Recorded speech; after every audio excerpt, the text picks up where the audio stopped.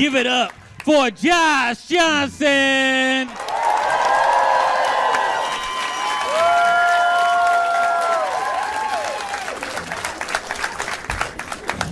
This weekend, wow, it is for everybody. I imagine this weekend was weird. It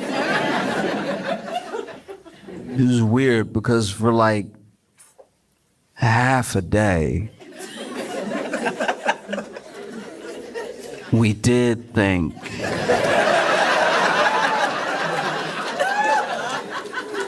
half a day. That's so long. Half of a day. It's a very long time to think the president. And then, you know, we found out, oh, that wasn't the case. And they posted, you know. The news reports came out. They were like, the president's been found golfing in Virginia. It's like, don't say found like that. Found. Like a lost senior. Found. It's insane. Just say he was golfing in Virginia. Found in Virginia? It makes it sound like the White House didn't know. I'm pretty sure they drove him. Found.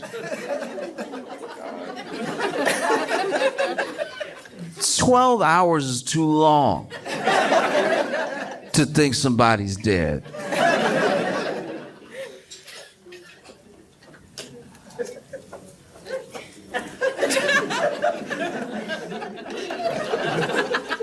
My buddy lives with his grandpa.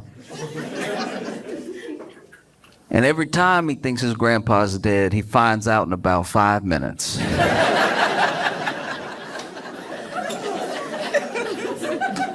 His granddad does that sleep you only do when you old. You know that sleep where you like,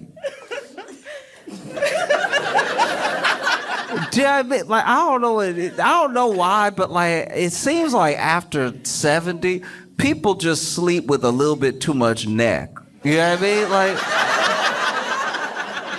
his granddad can't just go to sleep. He always hit the like, that's a very dead way to lay. That's how Talia died at the end of Dark Knight Rises. She's like,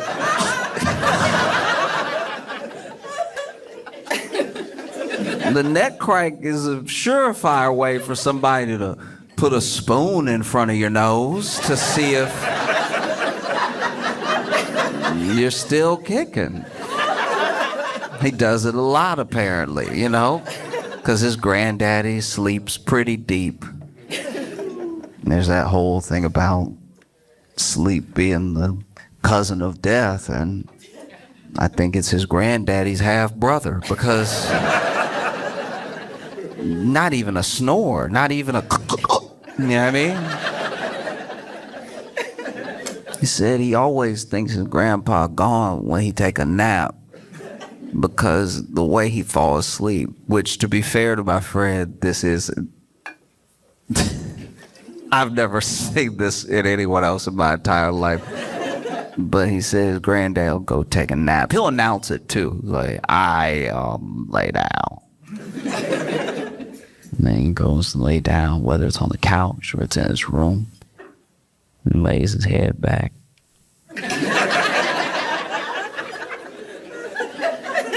And he said the way his granddaddy falls asleep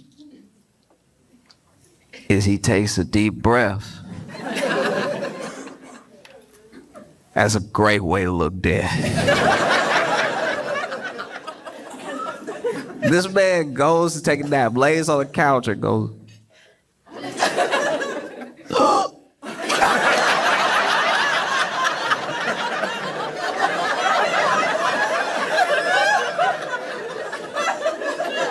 Now, to be fair to his granddaddy, every time he wakes up, he does finish the breath. said his granddad never wake up peaceful. He always wake up.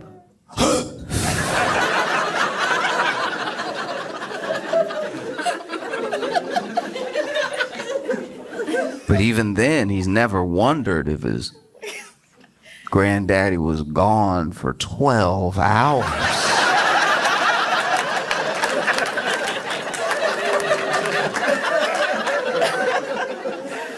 12 hours.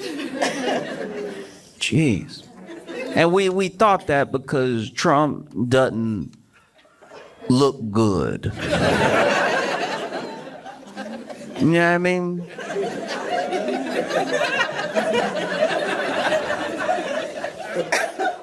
He just finally looked like he act like. You know what I mean?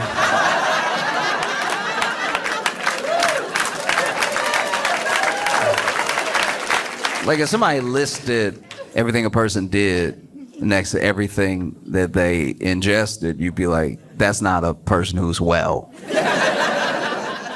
And finally, he doesn't, he just doesn't look like he's doing great.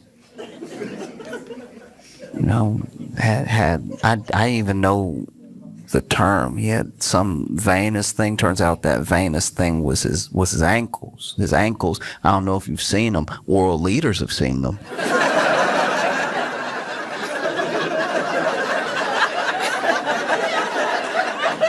World leaders have had to sit there and not look.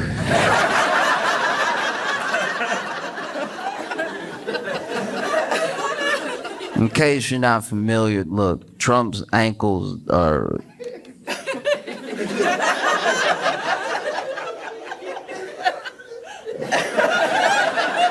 No, his ankles just sitting there looking, caked up. Like...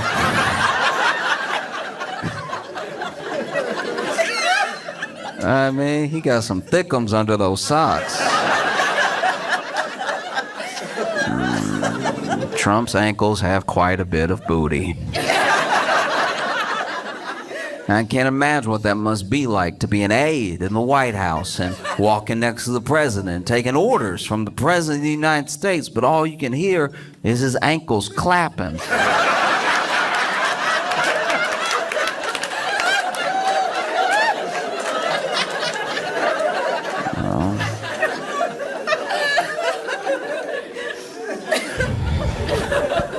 Yeah, it's tough.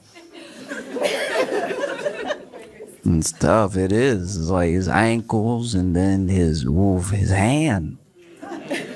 That hand. His hand is black. Like it's just... Imagine being Donald Trump and turning black.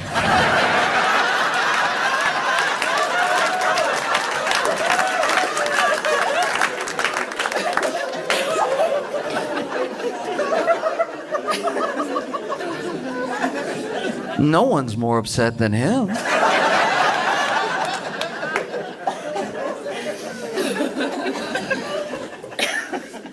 No, that's bad. That is tough. He's over here trying to live, and if you just don't have something on the schedule, people assume.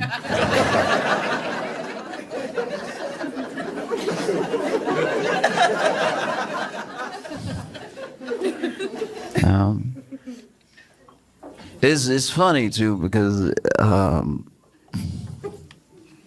I go back and forth with friends. I have friends that are sort of across the political spectrum. I have these friends who, whether they tell me or not, I know that they voted for Trump. At least one of them, I'm pretty sure, voted for him 3 times. Every time he could, he did. And so we'll go back and forth all the time. We'll mostly be arguing all the time. And we argue about a bunch of things that aren't Trump. as well. Like sometimes we'll just argue about like whole social issues, whole different policies and everything. And maybe it's because I've known him longer than Trump has been president that I feel like having those arguments is, to me, worth it. You know, I don't ask anybody else to do everything that I'm doing, but I think that there is something to get to the bottom of, and it's what we are gonna do when he's gone. Do you know what I mean?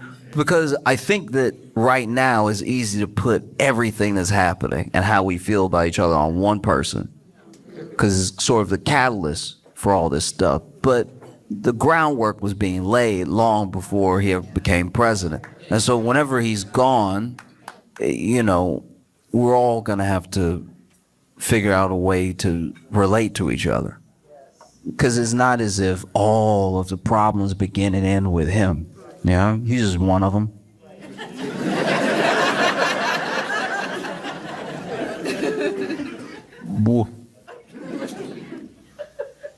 But I don't know. No idea. It's maybe. We don't know. It could be any day now. It could be 200 more years. Truly, like my grandma was in the nursing home before she passed, and I would go visit her and everything. My grandfather as well, at different times they were in nursing homes, and when I go to visit them, you'd see people who had to be 3,000 years old. And it's like, I don't know, you know, you try to live a life that's full of love, and like you try to make memories and moments with family, with strangers. You want to have a full life. You want to have a life that you look back on and you're proud of the impact you had on people, you know? And along the way, try to maybe, I don't know, eat right when you can, but enjoy yourselves, you know? And drink sometimes, not too often. Maybe party a little bit when you're younger and it wean off of it as you get older, but do your best to have a really impactful life, even if you never become whatever it is, like rich, famous, popular. You're someone who, by being in other people's lives, their lives are richer. And same way that trees in the forest have roots that overlap, your life impacts other people's lives. You create ripple effects and create positive change in the world. And hopefully by doing all the right things, you have a good long life. Or you could be the devil and probably live way longer, like way longer. So many of those people in that nursing home were very mean. They were so mean. I was like, man, life must run off hate fuel. How are you this old and mad you're alive too? Be sitting there, nothing keeps you alive longer than sitting in a rocking chair and not rocking.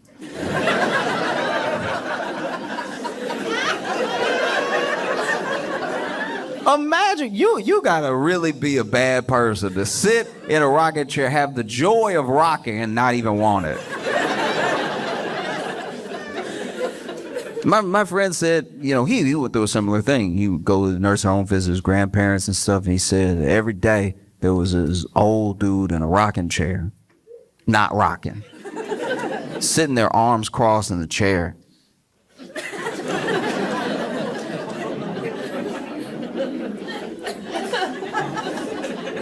Everybody walked by. People would say hello to him.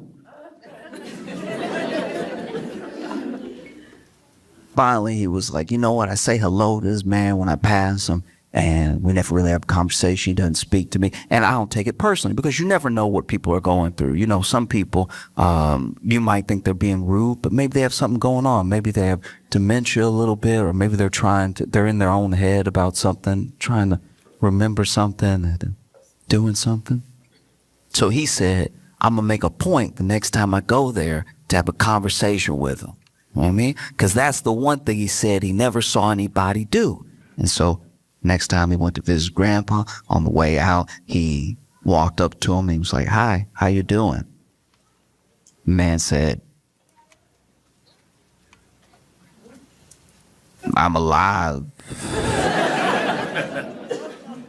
And it's like, "Well, I hope you're having a good day." He's like, "Why would it be a good day?" And, "Well, it's nice outside and everything, sun shining. You're in a rocking chair." And he was like, "I'm in a rocking chair. I don't like this rocking chair. I just sit in it so nobody else cares."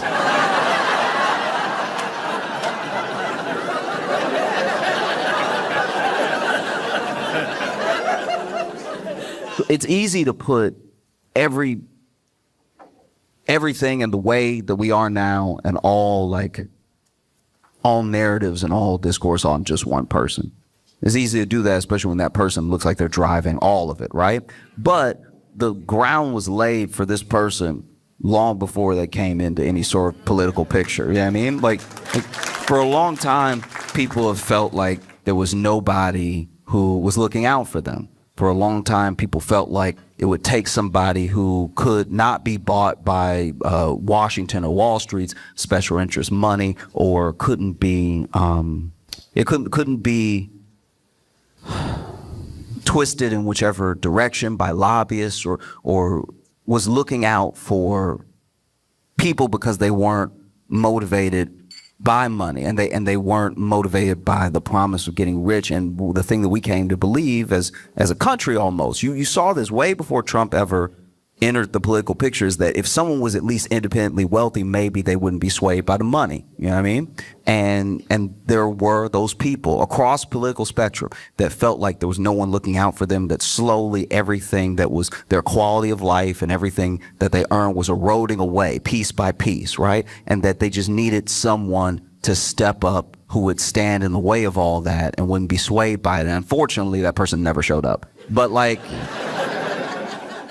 and so I have these arguments with my friend, and there was one point where I'm going back and forth for a while, because I felt like for everything that he said, I was saying something that was a reason why he shouldn't trust Trump on it, or why I didn't think it was something that was going to happen, And finally he goes, "Well, he's a businessman."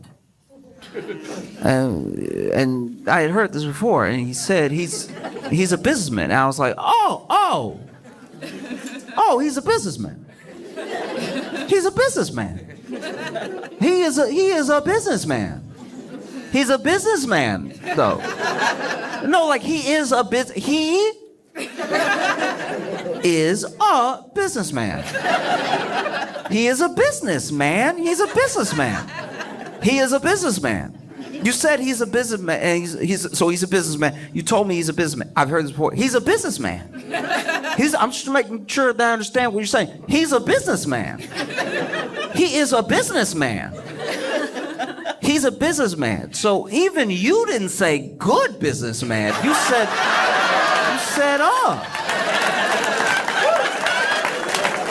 You said, as in he's one, as in, yes, he does business. It's a businessman. Yeah. He's a businessman. He is a businessman that bankrupted a casino. You know casinos. You know those things you don't generally leave money with. He bankrupted a casino. He's a businessman. He bankrupted a casino. A casino, though. He's a businessman. It's a businessman. Bankrupted a casino. And look, I'm not a businessman. And I don't own a casino. In fact, whenever I go to a casino, I don't even gamble. I just do the show. I've done some shows at casinos. And then, I do the show, and then I go back to my room. I leave. I don't know the ins and outs of running a casino. I hardly know what it's like to really, enjoy yourself at a casino walking through and playing games and stuff. You know, I've walked with other people as they've wanted to gamble and stuff like that. I've been like awkwardly standing there, but I don't know what it takes to run a casino. And maybe this casino, look, maybe I'm throwing this out there as an olive branch. One of many I'll extend. Maybe this casino, this one, maybe had those slot machines that really give you credit for how hard you pull them. You know what I mean? You pull that slot machine as hard as you can, and the slot machine is like,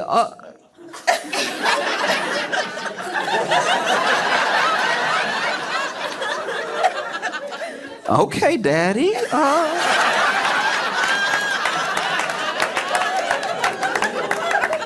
Nah, I gotta get you a little something for that. No, I don't know, but he knows because he's a businessman. He's a businessman. Maybe I'm throwing it out there that at this casino they had, working for the casino, blackjack dealers that were as bad at blackjack as me. Maybe. The dealer, you'd be at his table, and he was like,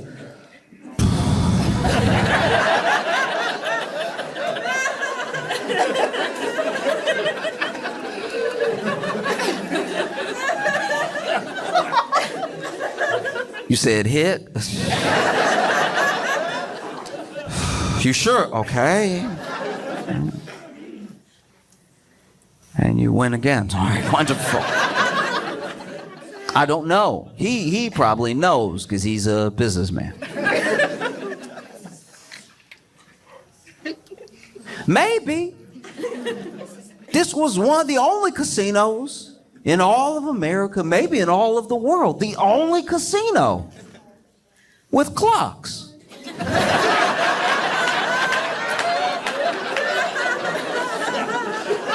Who knows? Maybe just over the poker table was a clock, and people were like, 9 already?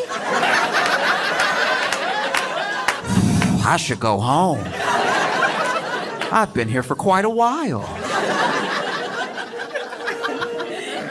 I don't know, but I'm sure he knows because he's a businessman. He's a businessman.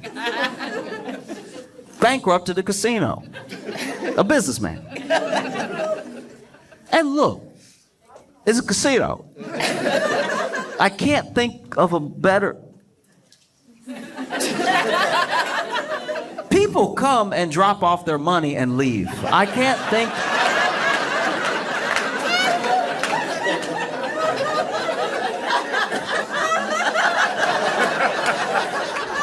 I am not a businessman, but I can't think of a better business to make money. You can't even have casinos everywhere. But, you know, this is my thing. A part of me does understand how someone could think all we need to do is get a businessman in there to fix everything, because I think that America runs so much like a business, even in the parts that it shouldn't, that obviously we're going to think everything translates to business. You know? Like this was where I was naive, I'll tell you right now. I thought that even if there was no national pride or community, or even if we couldn't find some sort of like camaraderie as Americans, we at least, at our very core, loved money enough. I thought we loved money more than anyone loved him. I thought as soon as somebody messed with the money, we would all come to our senses and be like, yo, not the money. That's the only thing holding this together. But then you see there are people whose lives have already been ruined. Because of his policies, you could lay all the blame at his feet, and they're like, I'll figure something else out.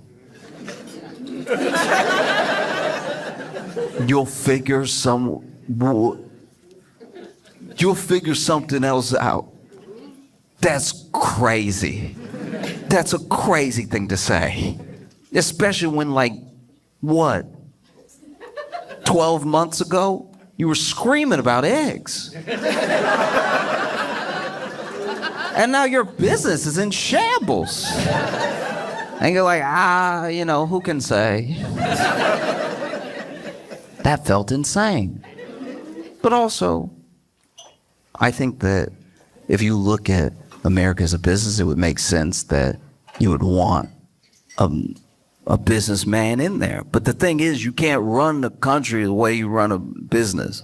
You know, a company, if they are in dire straits, could lay off half their work staff and then try to keep things going, use that to stay afloat. A company can buy back its own stocks in an effort to enrich itself as a company, make those stocks worth more. A company has a fiduciary responsibility to its shareholders. A company technically does more for its shareholders than the government does for its people. And so I could see how people would be like, oh, we'd at least like to get that. That'd be nice, some dividends or equity, something. We'd at least like to feel solvent. But it just doesn't work that way. And I don't think it should. I think that a business now is very different than a business before. Like there's a thing that happened, and maybe it's only like my frame of reference because of age and everything, but I think that something happened in 2008 that we haven't recovered from still, which is that, like, for the first time ever, companies that truly screwed up beyond measure, like actually beyond measure, like they should have crashed everything. This is the type of stuff that you read in the textbook and then they, hung everybody. Like that's... We don't realize it, but that's the level of like nasty that it got in 2008. If you had, knocked off a couple hundred years and put it in France, there would have been a guillotine. You know what I mean? And instead, there was a bailout, but instead of a bailout of the people, it was a bailout of the companies, because we believe in business so much. We believe that everything works like a business, to the point where even the politicians, naively, maybe some of them sincerely, were sure that if we keep the business afloat, it'll keep the people afloat, because then people won't lose their jobs, and then people will still be able to get these services, and people will still buy these products, right? And what ended up happening is that, so many people were foreclosed on, so many people lost their jobs anyway, people's like 401ks and retirements were destroyed, and then the people that they gave the bailout to sort of, trickle down the economics, something got stopped up right at the top. And so people who had wrecked the economy beyond measure got a bonus. They got a bonus for wrecking usually when you break something. And ever since then, it feels like business is about not being left holding the bag.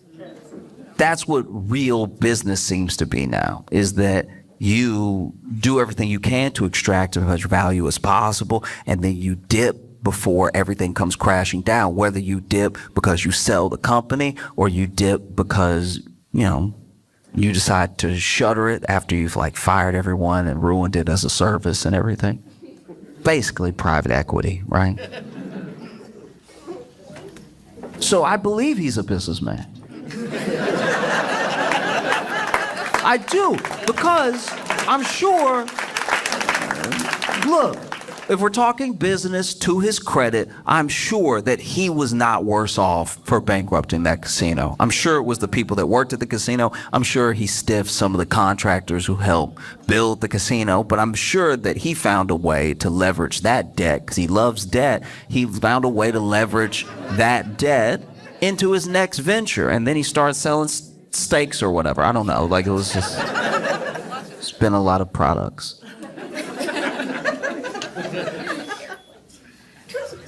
You know what else it is too, is that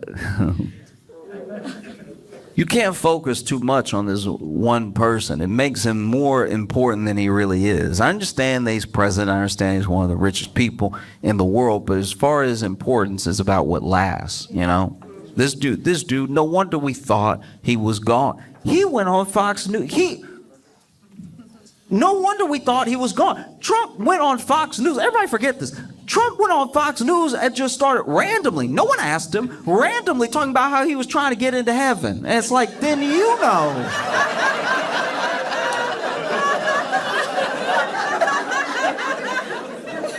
One thing my buddy's granddaddy never does is talk about the afterlife.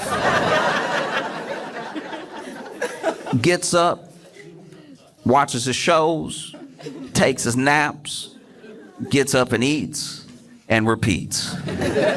If he was pontificating on heaven, I think people would just start assuming that every nap really was the last nap. No. It's because, you know, a man's hand. Guys, he's turning black.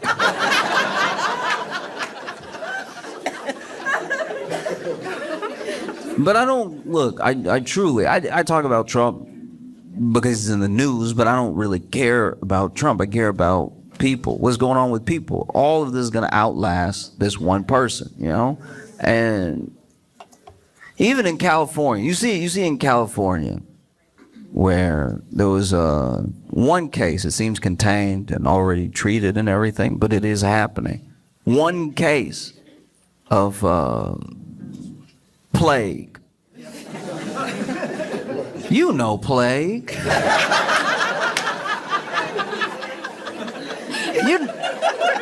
You know plague. Plague.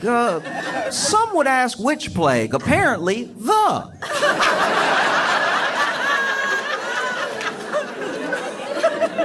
You know plague from the producers of the Middle Ages. Plague. You know plague. Don't act like you don't know plague. You know plague. It's plague. The reason Europe's not bigger. Plague.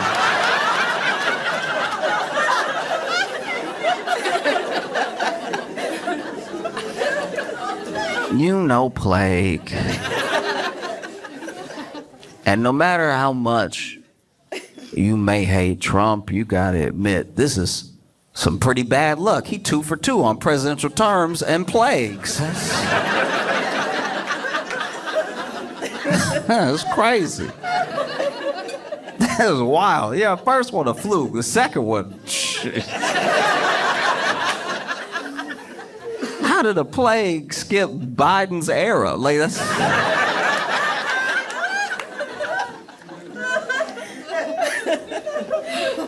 Plague.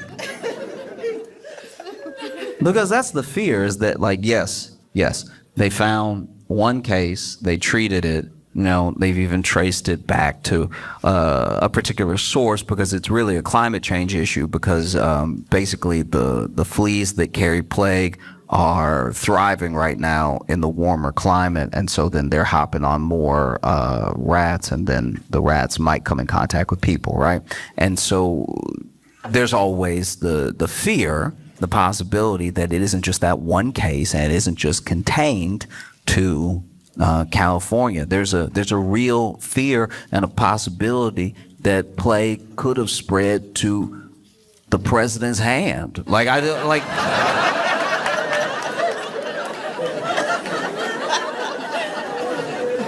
It's possible. Because what we did, and how do I put this? What we've done in the U.S. as far as presidents is it's not exactly like we're picking young ones. You know what I mean? Whatever you do, whatever that thing is, whether it's law, is military, or it's business, we seem to want you to have a wealth of experience in that field. Because there's going to be 3 branches of the government, and you may not be familiar with all of them, even if you're a career politician. You may not know how to like wade perfectly through all of them. But, you know, if you have a lot of experience in one thing, that could win you the trust of the people. And we haven't had a young president in a long time. I mean, like, Kennedy was one, like, young ones, like a young guy being president. And we haven't really done that again. Like, you know, what we've done is we've let confidence and swag make up for youth.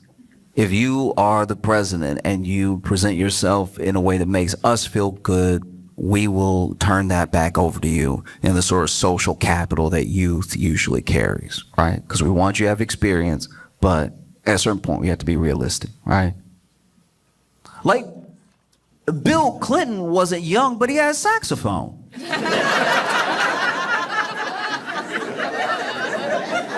We had a saxophone, so we defended him. We were like, that shows lung capacity.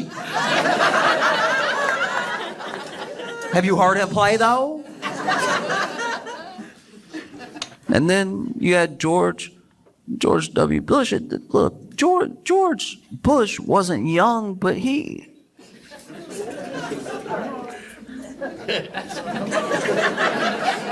I don't know, he just had like a childlike wonder to his...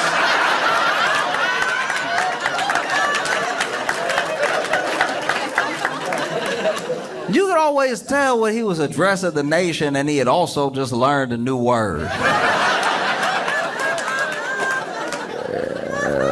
Bush would be up there like, terror.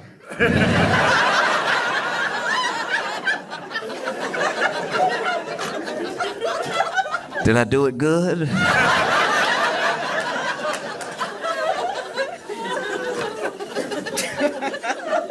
And then you had Barack Obama. And Barack Obama was younger than some of the people who have been president, you know, before and since, but he wasn't a baby. You know what I mean? Like he wasn't incredibly young, but he had that exact thing I'm talking about. He had an energy that was like a mobilization behind him, and he had like some measure of charisma that made up for any youth he might have been lacking. You know, I remember when Barack Obama sang that Al Green. That was incredibly uncomfortable.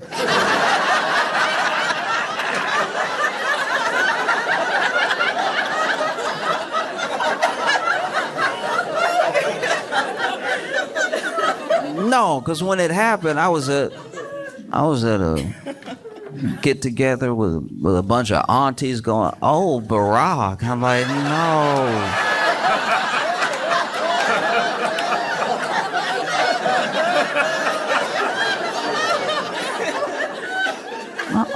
No, I'm trying to have my dinner right now. What you doing? Can't eat meatloaf in these conditions.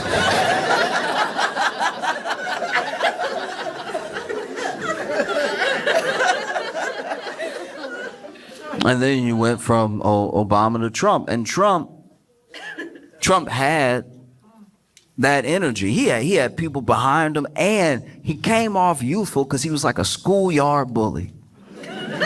Anytime somebody said something, any interview that went awry, he was ready, nickname, anything. He was just coming at you all the time. It's like he fed off of it. It was his favorite thing, to fight with the media and get people riled up. That feels like youthful energy. That feels like it's going to be here forever, you know? And then we went from Trump to Biden, who, to be fair, told us he was going to be old.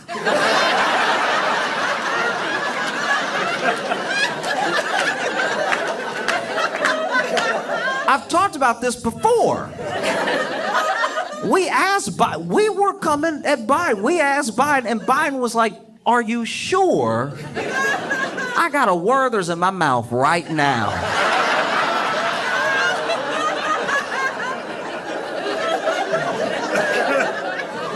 I'll do it if you want me to do it, but my car does smell like potpourri, so.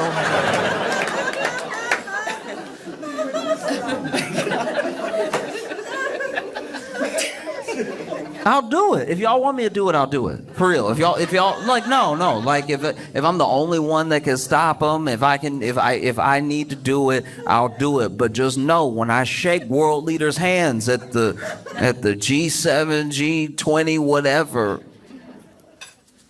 my hand will pop a lot. Whole handshake. It's gonna sound like Orville Redenbacher.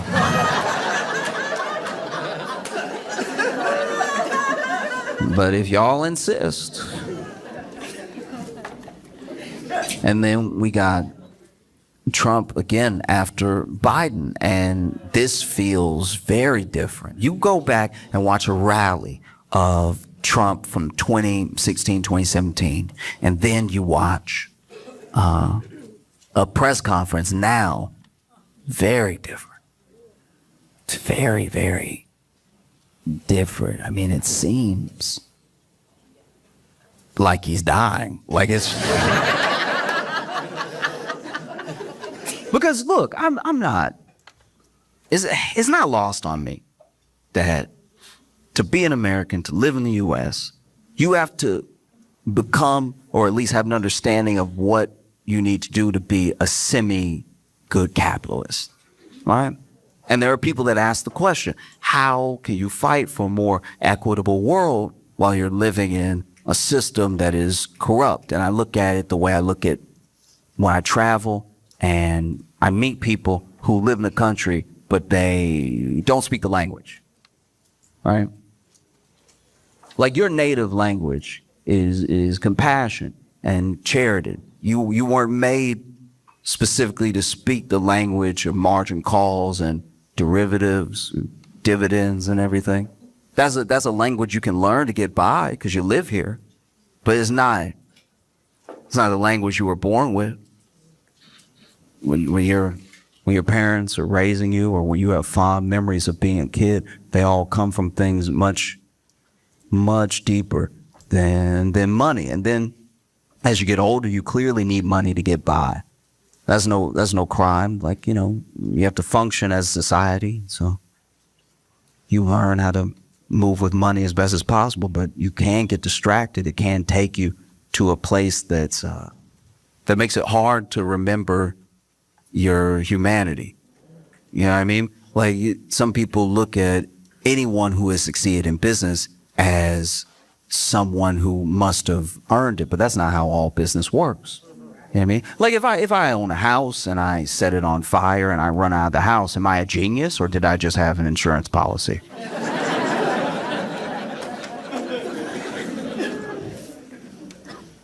Maybe both, but maybe I'm a crook. You know? Like only solvency that you have to contend with is your soul. You know what I mean? The solvency is defined by a company's ability to pay its long-term debts, right? If a company's not solvent, you have no trust in that company, and you probably shouldn't invest in that company. And as long as we're keeping it to financial terms, a soul works in a similar way. Depending on your belief system, depends on if your solvency, your long-term debt is to God or family, your community or a cause. But like, you can tell the difference between a religion and a cult by how they measure those solvencies. You know what I mean?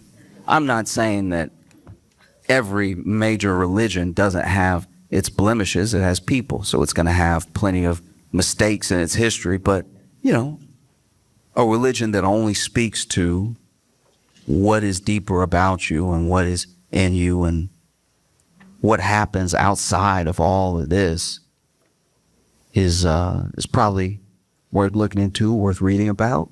And anything that brings it all the way down to the material good is probably a cult. You know what I mean?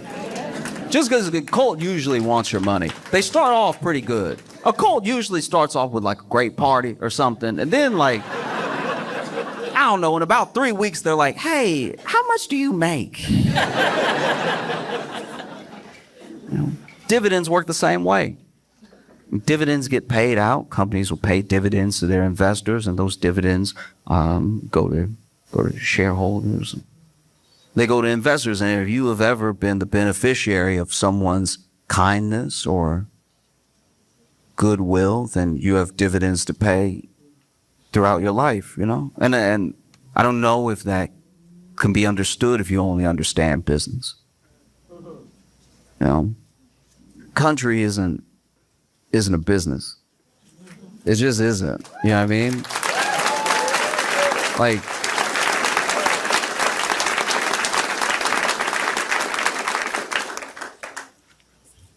but who knows? He's a businessman. Like, maybe he's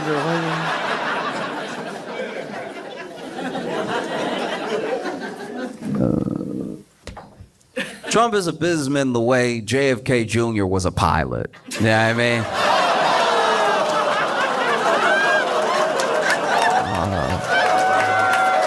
Oh, all right.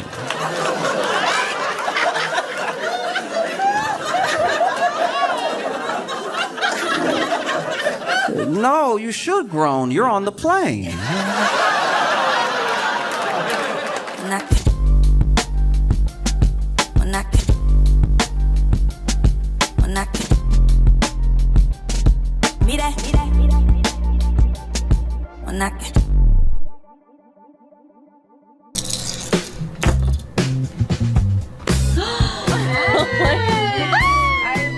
There's a portrait of Josh where it looks like he's about to do slam poetry.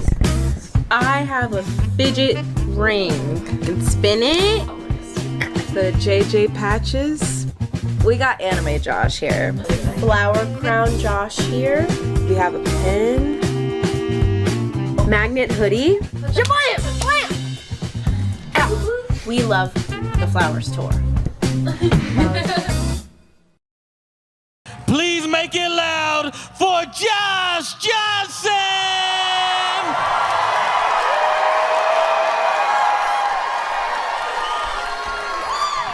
Man, okay. I've been excited to come to Rochester, and I have been also nervous. I mean, I cannot tell if y'all have a mountain lion or not. Like,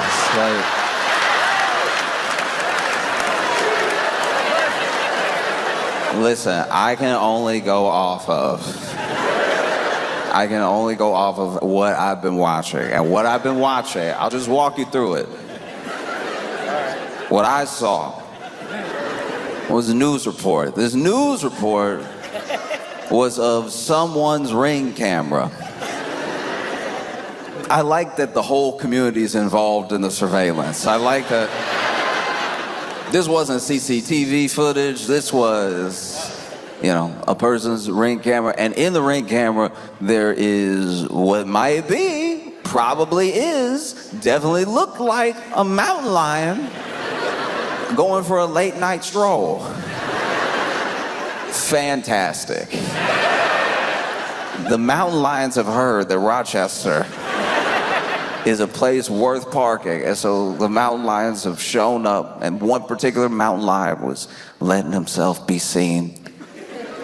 That ended up on the news where I saw it, and I was like, that does look like a mountain lion. But then the internet being the internet, there were plenty of people that were like, oh, mountain lion, that's a cougar.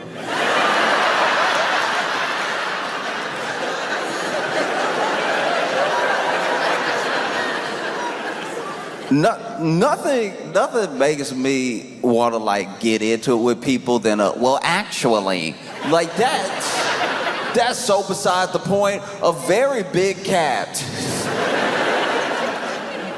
is walking around Rochester. Cougar, mountain lion, help me with the major difference. And then people started to. Initially, when the report came out, there was a shelter-in-place order, right? And I heard about the shelter-in-place order, and I was like, order? Who was fighting to get outside, knowing there was a mountain lion out there who was like, y'all know I always wanted to pet one. This is so unfair. Every time something fun happened, I gotta stay inside. Shelter in place order is crazy. I saw people commenting online off the video, and I saw some people that were like, "Aww."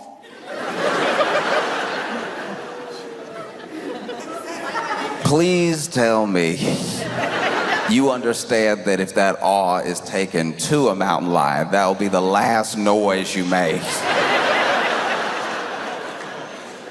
Oh, so sweet. Just licking it. Let's go say hi.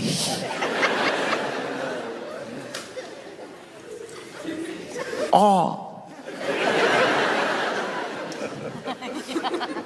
Aw. Wow, okay. And then from there, you know, people contacted the zoo, and to y'all's credit, y'all's zoo was like, hey, nah. Everybody here's supposed to be here. Okay?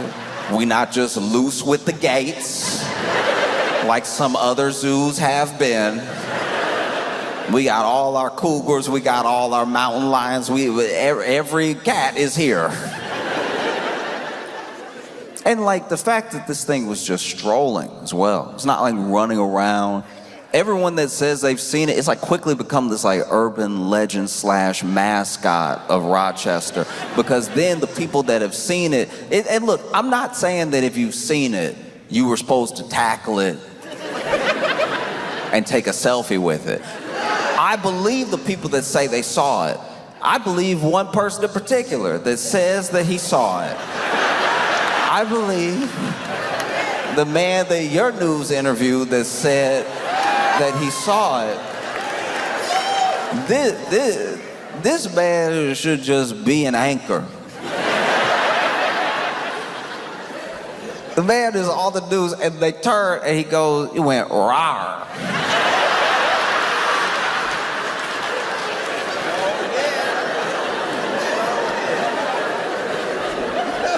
And I was like, go on. So far, this is very believable. He's like, it went rawr, and I was like, ooh, I'm good. No, none of that. No. I like how that's how you get away from wild animals. It's like, because admittedly, look, I'll tell you, as a black person, that's exactly what's happening. If you see a wild animal out in the not wild, you start conversing with it like somebody you owe a lot of money. Hey, look, no, hey, listen, no, look, no, please, no, no, bruh, no, thank you, no, please. Look, nah, later maybe, but no, not today. Oh, Lord help me, oh. This man gives this interview, he says he saw a row, and then he was like, no, I'm not messing with you, no, thank you, no, I'm out of here, no, I don't mess with lions, tigers, bears, good policy. These are good things to keep in mind. I don't mess with any of them. And then my favorite thing about the interview wasn't that he was like, it could be anywhere. It could be in those bushes, as this man looked up.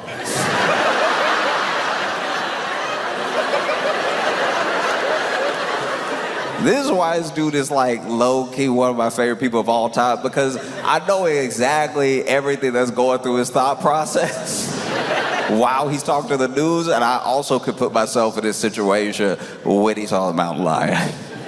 No, I could be in one of these bushes anywhere.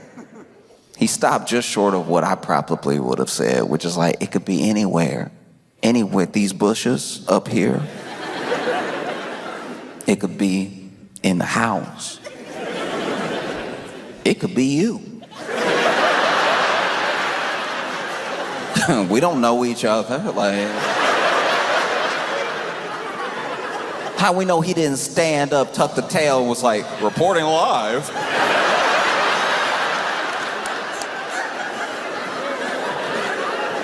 Matter of fact, roll up your sleeves. Let me see how furry you are. No, my favorite thing about this interview was that this man gave the interview in broad daylight, explaining what he saw while holding a bat.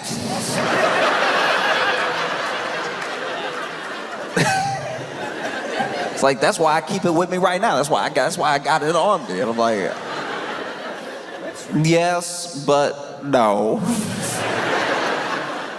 No, that's why sometimes I don't like the movies that Hollywood makes, that, you know, they put scenes out there that wouldn't go the way that we've imagined. You know, you put Idris Elba in one movie with a line, and now people think they could fend off a mountain lion with, like, not a thick bat. Like, that bat looked like Pee-wee grade. That was not a slugger, you know? He was like, no, if it come near me, if it comes anything, no.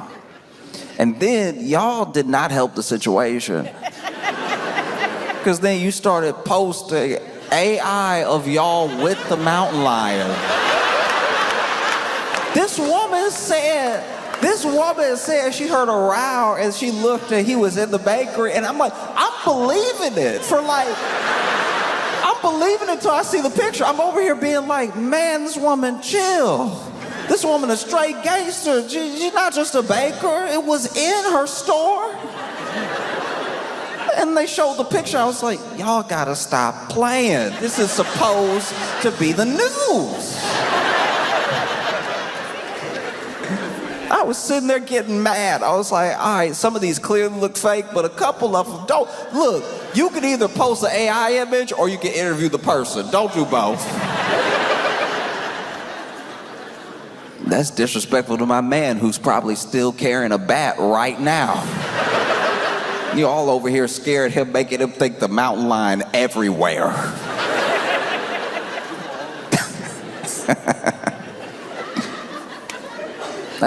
No, look, don't approach a mountain lion.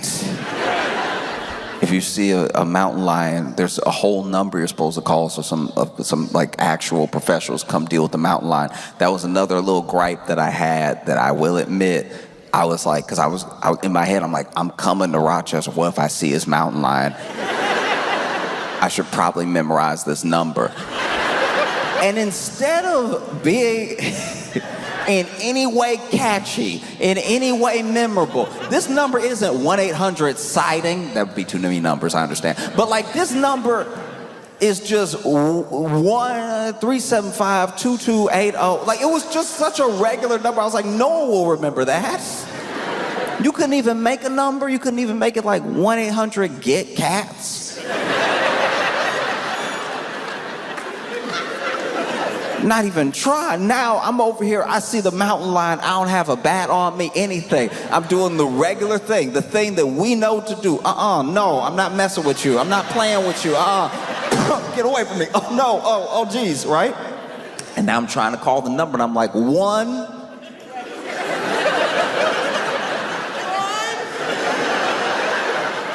Now I'm over here, somebody knows the number. That's insane. That's too earnest. Don't. That's we.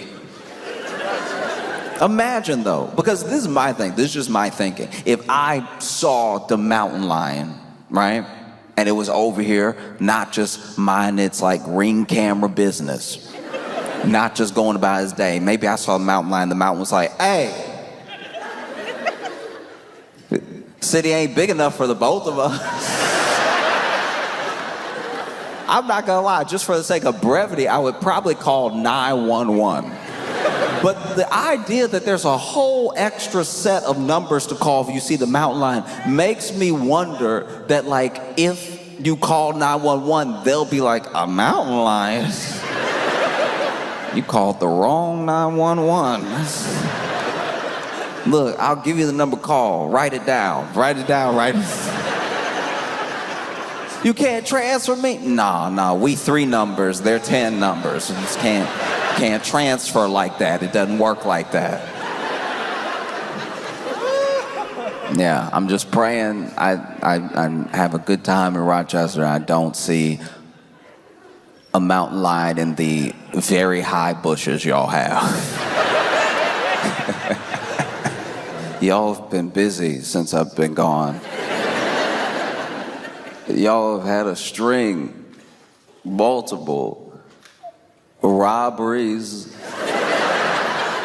See, I haven't even specified yet, and y'all have had a string of robberies of the mail. I was reading about it. Mail carriers are getting robbed, and that's just...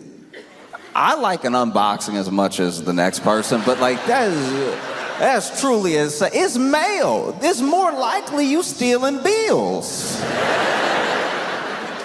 Imagine. Oh, would have been great if somebody had robbed my house when I only had bills in it, you know? I can't even imagine what that would be like for the mail carrier, because it'd be different if you're like a Brinks truck. It'd be different if you went to wherever, because they go everywhere, and they do these shipments from different places and stuff. It would be different if you went to, like, you know, some grocery store. They had to do their deposit. You show up with the truck. They always have like 2 of them there. And I used to think that was for security, but the worse the economy gets, I'm like, nah, that's so somebody doesn't quit on the job. That's so somebody doesn't just drive off with the truck. There's at least one other person there to keep you accountable. But they'll have the person who's like loading up the truck or loading something in from the place that they're picking up from, and then they'll have one person just sort of standing there, looking at everybody. I used to work at a grocery store. This exact thing would happen. Like, they would come with the truck, and there would be somebody that looked at everybody like a suspect. You would have grapes in hand, and he'd be like, what's up, though? Like, you trying to... It's like, oh, I'm trying to, you know, check out, get rung up. It's like, okay, all right. Likely story, but okay. And then, you know, they go off, they deliver it to the bank or whatever. I can only imagine if you work at the mail.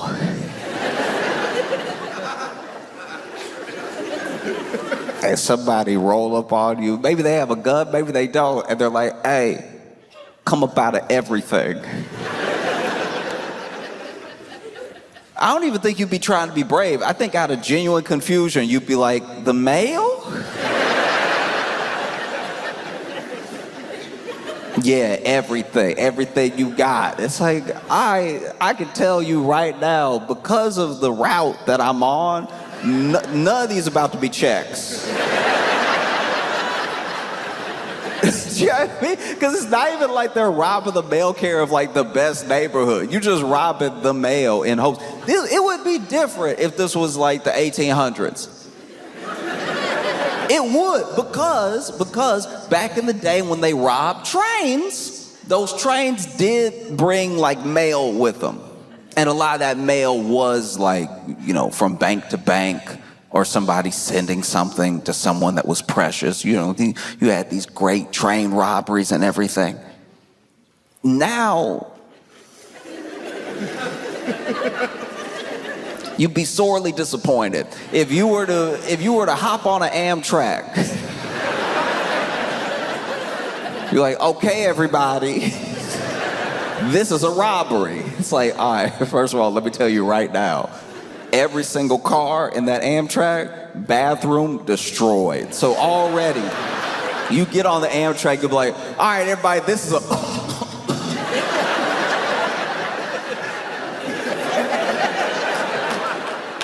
Oh, one of y'all sick? What? Because people used to carry their belongings on them, and now it's just one belonging. Like now it is, the phone's more important than the wallet. For some people, the phone is the wallet. That's why when some people forget their phone, I'm like, y'all didn't take life seriously at all today. Do you know what I mean? Like it's one thing if I forget my ID, or if I forget one of my like cards, or if I forget my keys or my AirPods, like you do the little check before you go, make a song out of it, right? It's very different if you decided, hey, I'm gonna put everything in the phone, that way it's all in one place. Some people even put the card in the little pouch behind their phone. I remember the first time I saw that, I was like, this is a horrible idea. Just attaching the wallet to the phone. And they're like, no, now everything's in one place. I'm like, yeah, you made it easy for the mugger. That's all you did. You still gonna be forgetful. I don't know why we think that like changing that thing will like change us. Do you know what I mean? My friend is very forgetful. But then he's like, no, if I just put it all in one thing, I'll be fine. I'm like, no, you'll forget more at once. Your day will be worse. Because then, I already saw this, right? You saw that they put the phone into the back of the case, into the wallet, right? All one thing. Then they were like, why even use a case? Let's just mush the credit cards into the phone, let everybody pay with their phone. So now, a lot of my friends don't even carry credit cards. It's just the phone. So now when you forget your phone, I'm like, who are you? The phone was your ID, it was your credit card, it was your phone. This is what's crazy about losing a phone now, not just on top of not just on top of like how much we keep in it, but my friend locked himself out of his house because he had put his keys in his phone. Because you know they have that thing now where certain scan, you can scan and then just boom, click, and then the door opens. He did that because he was like, why keys? Keys are so archaic. And then pitched it to me like this. Why am I just walking around all day jingling? What am I, the crypt keeper? Why am I running around here, cling, cling, cling, cling, cling, cling, cling, cling? No. That is entertainment for babies, all right? Only thing that keys are good for, put the keys into the phone. And then with the credit card, he was like, why am I just carrying around plastic all the time? All the time. Then the card expired. You don't even know the card was about to expire. So then you over here trying to pay for your groceries looking dumb. Looking over here. No, I swear, there's money in the account. I don't know why this is happening. You got the Brinks guy staring at you like, all right, you said it was all about grapes, but it looked like it's not all about grapes. So what's really hood?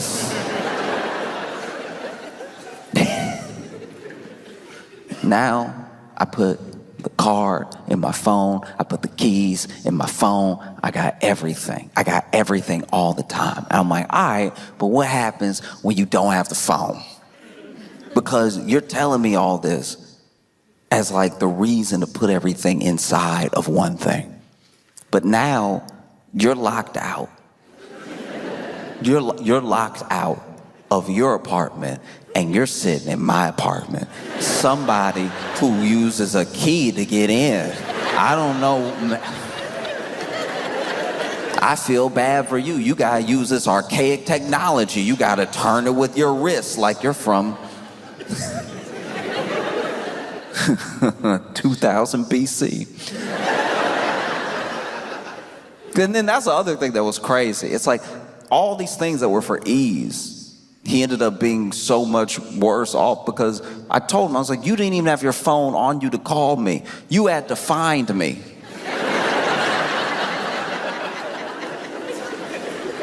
Do you realize how much crazier that is? If you had kept it all separate, if you had diversified your belongings, and then realized, ooh, I forgot my phone. Let me use my key to walk back into my apartment and maybe send an email to a friend or let someone know I'm gonna be late, right? Or if I had, forgot my key, I now have a card and a phone to either call someone else who has the key or just go to, where we keep our spare key. You can go where you keep your spare key. Because you keep a spare key, right? You keep one physical copy, right? You keep one physical key, and then you keep your phone key, because one of those keys isn't dumb. And he was like, why would I have a backup regular key? Just so somebody can find that key, break into my place, and steal all my belongings. I'm like, it sounds like you have one belonging. It sounds like... I'm waiting for when they do that. I'm waiting for when Apple is like, no, put the couch in the phone. Just trying to get you to sit on your phone to be comfortable. And then when your phone cracks, it's like, oops, maybe that was a bad idea, but you will need a new phone. You know, we're doing all this stuff and it's just doing too much. Doing too much and doing too much. And then you get to the place where you don't even know why you're doing what you're doing. You get to the place where you're robbing the mail.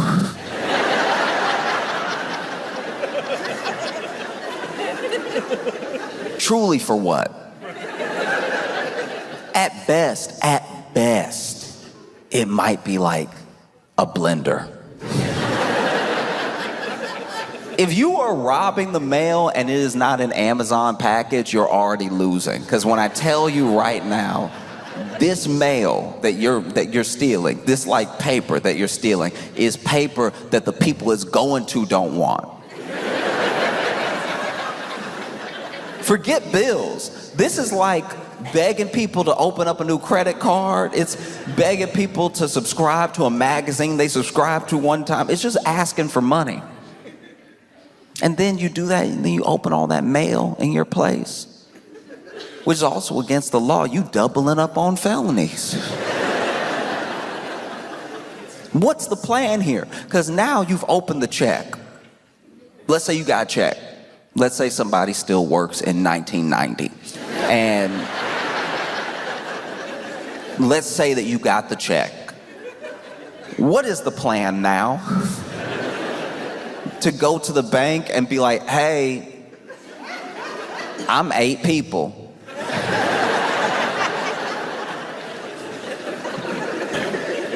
No. But who knows? Maybe the banks in Rochester just cash whatever y'all bring. I have no idea. Maybe this makes sense.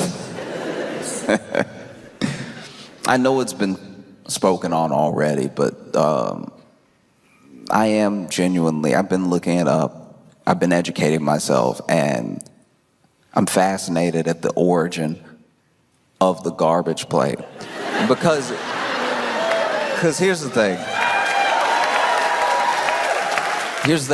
I'm not here to talk about if it's good or not, or the aesthetic or anything like that. I'll get to the aesthetic, but like the name.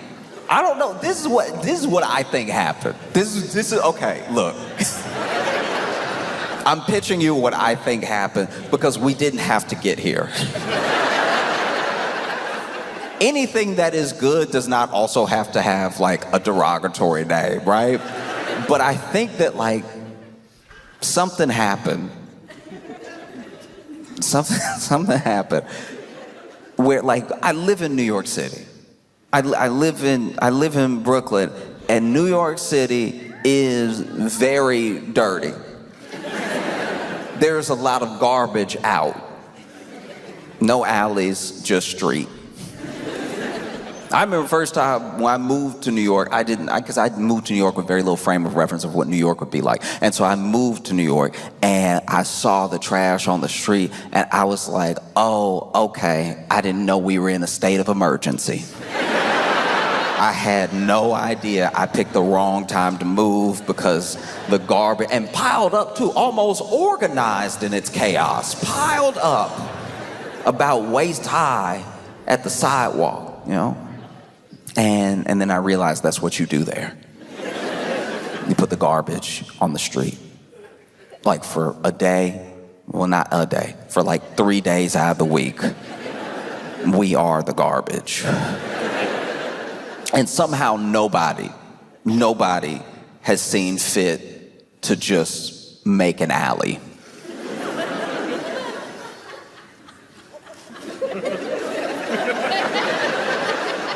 Isn't this one of the oldest cities in America? At any point in time, somebody could have been like, look, we're gonna have to like eminent domain this one brownstone so that everybody doesn't have to live like the apocalypse happened 5 months ago. It will be a beautiful day in New York City. You'll be walking happy. And then you will, as an adult, I thought I smelled all the smells. As a grown person, I was positive I'd even smelled all the mixes.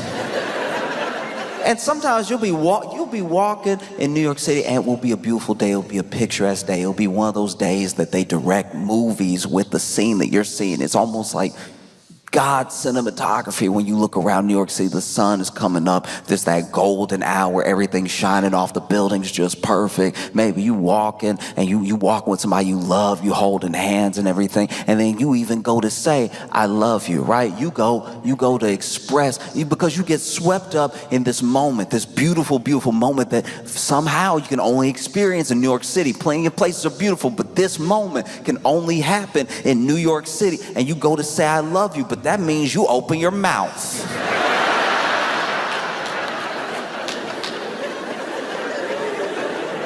And so now this person whose eyes you were looking deep into, you go,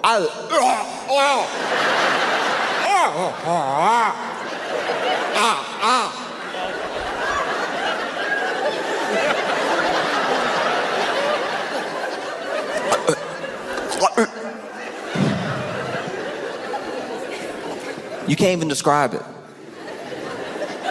You can't even describe. The only thing that even comes close to it is if you like ran onto like an Amtrak train with the bathroom door open. You've never felt or smelled anything like that. You felt like you were walking through a cloud when it happened. And now you're doubled over. That moment has happened in New York City for as long as New York City has been around. Since its founding. Since they were like, no, just mush them together. Nah, everybody want to live here, mush them together. No, it's and on top too, let's build up. No, it means more trash, but it means more people to, pay more taxes for us to still not have figured this out. Look, it's a phenomenal idea. There's no way, no, you can't cut through these buildings. You can't tear something down. No, that'd be crazy. This thing is worth $2 million. This piece of property that nobody wants, that no one will ever want, is also worth $2 million. No, we can't make it an alley. That would be useful. And so, I think maybe somebody saw that entire situation. And they were in Rochester and they were eating at one of their favorite places, and they were like, that looks exactly like what's in front of me right now. I've seen it, and I feel like there were other names because there were other words available. You know what I mean? This is how I'll put it. It would be like if I baked a cake, right? If I baked a cake and it was a triple chocolate cake, right? So, and not just triple chocolate in the way that's like chocolate layer, chocolate layer, chocolate layer. Let's say I really took my time. I really did something like decadent. I really made like one layer almost like chocolate chip cookie. It's a little bit more brownie than it is like cake. And then the layer above that, I went a little bit like dark chocolate with it, right? And it had a little bit of filling in the sides of it that was also like something you don't usually get in chocolate cake. And then the top of the chocolate cake, very light. Very, like, not the, like, fondant type stuff, like very light icing and a very, like, moist top, melts in your mouth, right? And then you had this chocolate cake, and it was actually, let's just say for the sake of the argument, the best chocolate cake you've ever had in your life. Incredible. You were moved by how good this chocolate cake is, because you never had chocolate cake like it. This might make you act different, move different throughout your life. You never had chocolate cake like this before. Never has somebody put chocolate cake on a dish and then you put fork to cake and then fork to mouth and cake to mouth and then felt this good about your life and yourself, right? It's never happened before. And so then you ask because now there's a different person. You're a different person when you had the cake, before you had the cake, and after you had the cake, right? You're about to move through the world with more love, knowing that there's cakes like this to be had. You're about to spread the good word of this cake, because more people should have this cake, more people should feel this happiness, right? And you take a break from chewing, from everything, to ask me, what kind of cake is this? And instead of saying triple chocolate cake, instead of listing the ingredients, you ask me what type of cake it is, and I say, Dookie.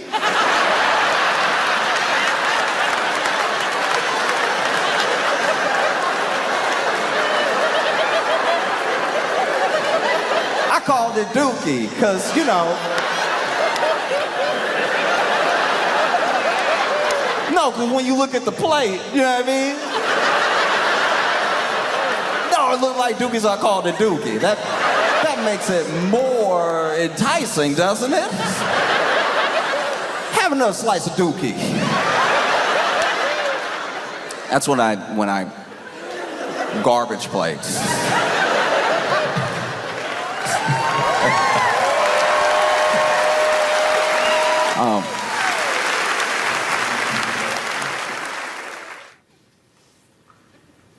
They may have found signs of ancient life on Mars.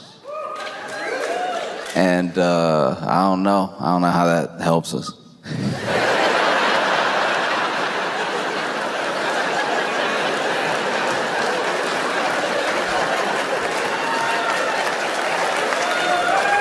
That's y'all did it. You know what I mean? Ancient life on Mars. Not current life. To my understanding, they have found signs that somebody used to be there. Okay. All right. Imagine somebody coming to you and being like, this place used to be cool.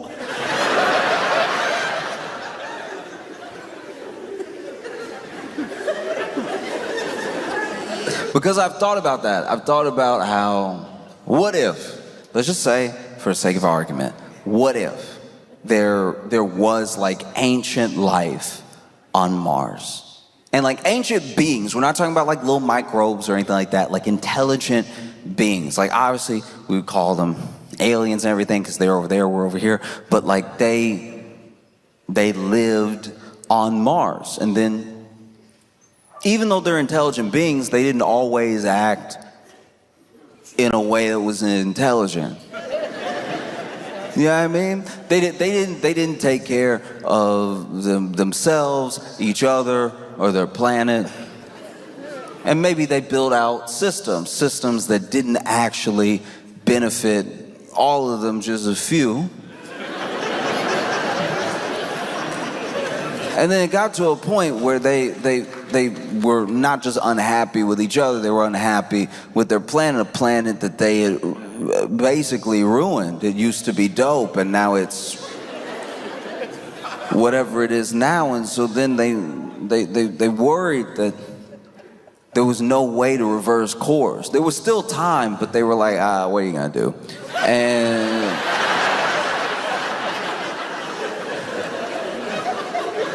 And so then they, over time, remember, this is ancient. Remember how long the universe has been around. They looked around and they were, in some ways, very intelligent. Maybe intelligent enough to find another place to live. And maybe they find a place, and maybe it's called Earth.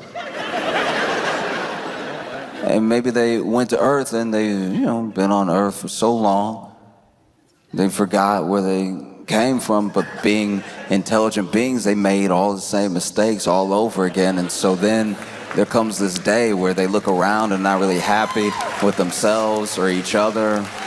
or they're planning, and rather than hopefully not wrecking it or themselves, they're like, what if we went to Mars?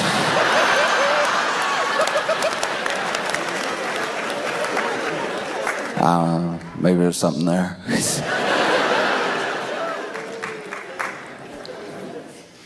Because I do think that, I don't know, I feel like that's as likely as finding life on Mars. Because that is where we're at for the most part. There's a lack of belief in the idea that you can still build community, or the idea that people can still see each other as people.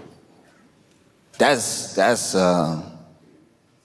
incredibly troubling and scary. I think that we rely now on communication that is more served to us than we seek out. We feel like we seek it out because we're discovering it in real time.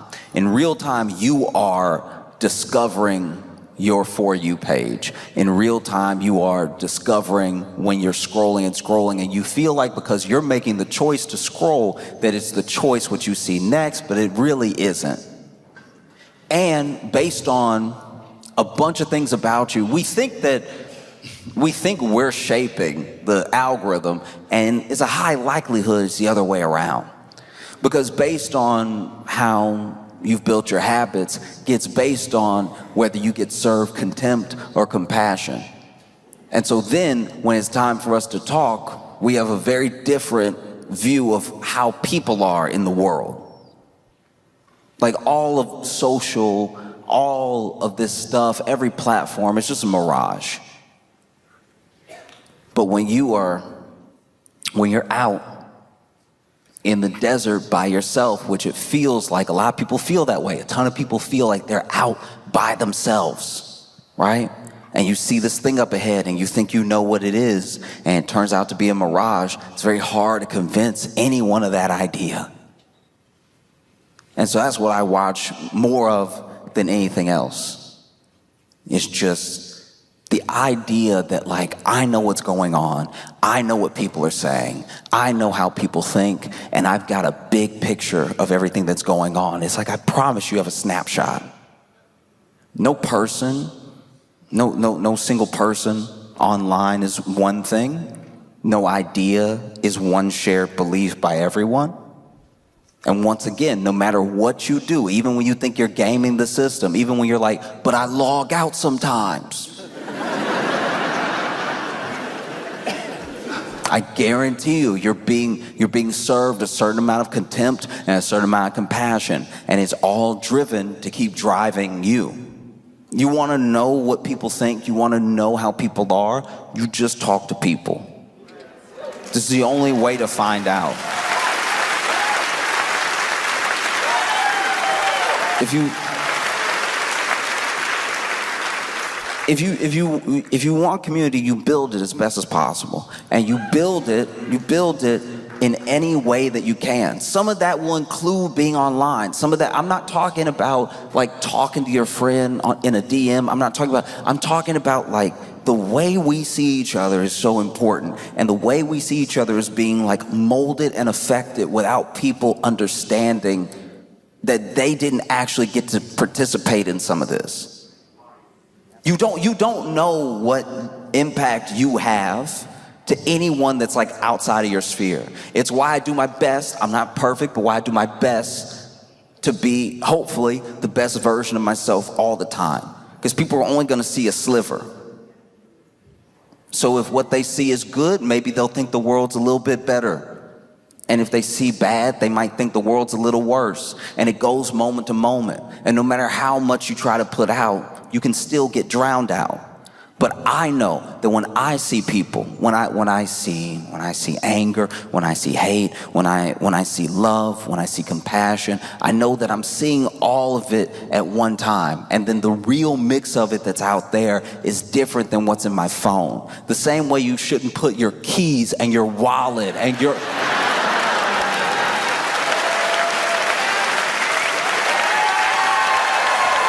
Do you know what I mean?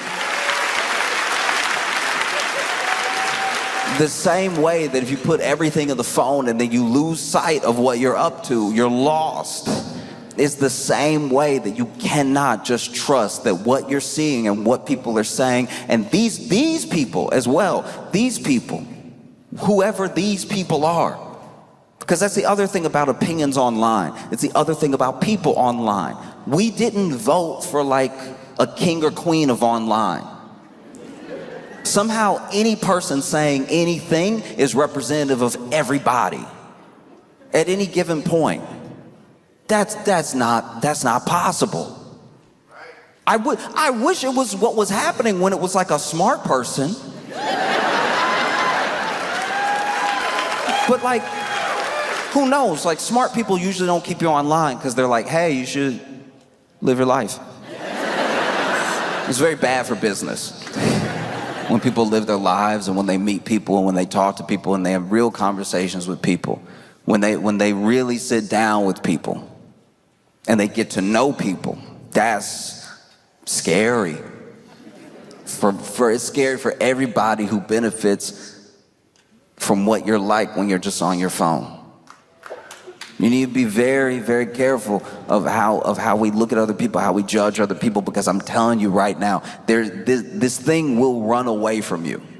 You will leave the house thinking the entire world is the devil without ever having checked with any other person. Do you know what I mean? I've gone outside and I've talked to people, and there are people, I'll tell you right now, there are people that scare me.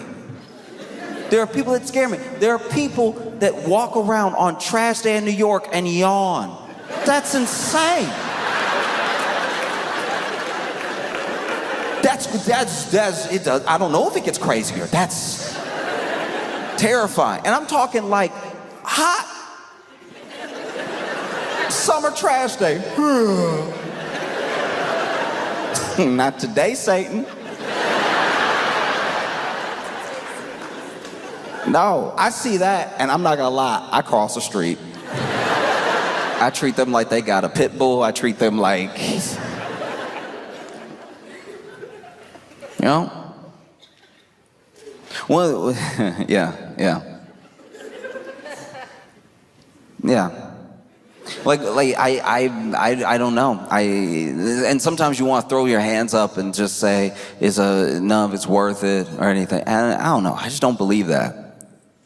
There are some things that happening and your response, what you put out into the world, it is coming back. It may not feel that way.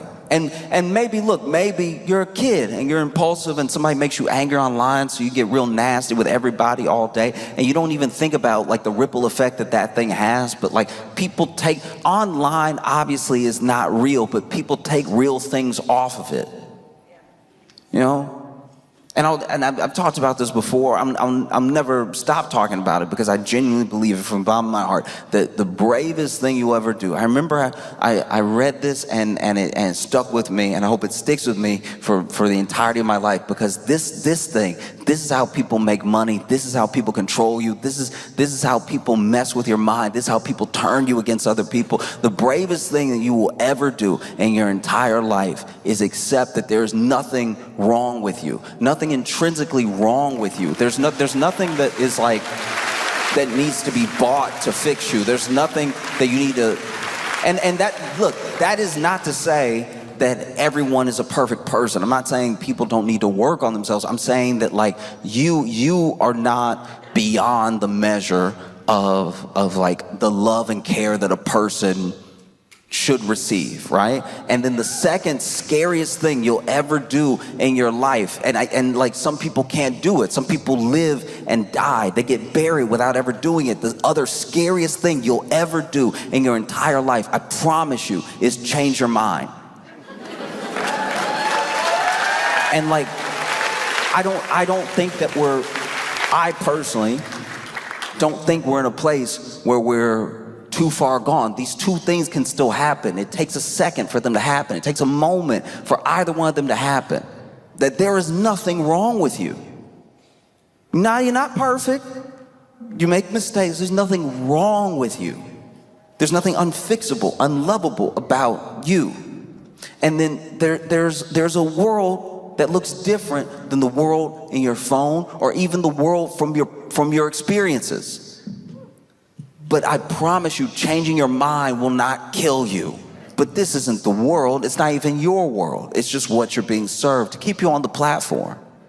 But I think somewhere along the line, we start to feel like it's a window instead of a TV. Do you know what I mean? It's not a window. There's no way to know what everybody thinks, and there is no like side to reality. So when you're watching something, and when you're watching people react to something, you're seeing a piece of it, but you have to remember what you're being served. Like that's what's happening. Different amounts, compassion, contempt, depends on how you look, depends on where you go. It's worth seeing the full picture for yourself. I think to fail to do that is to start to fail to be as human as you can be. You know, this thing that we have is this incredible tool, but like tools are also weapons. A tool can protect you, and you can use it to hurt other people. Like if you thought a mountain lion was like walking around all the time and you just had a bat with you just in case, it's like not.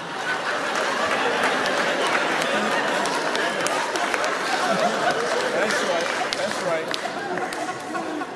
But these things are tools, and it's very important to remember who's using the tool. We think it's us all the time, and I think that is a mistake. To think that we use it, that it doesn't work the other way around ever. I love you all, and I appreciate every single one of you. I don't want to see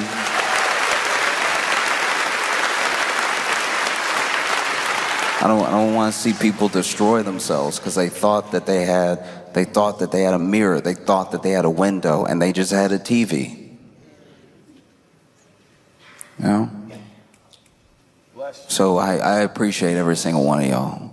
I can't even describe it. I was so excited to come here and spend time with you, and that is definitely in spite of the mountain lion. So, Rochester, y'all been amazing. Thank you so much. I appreciate y'all so much.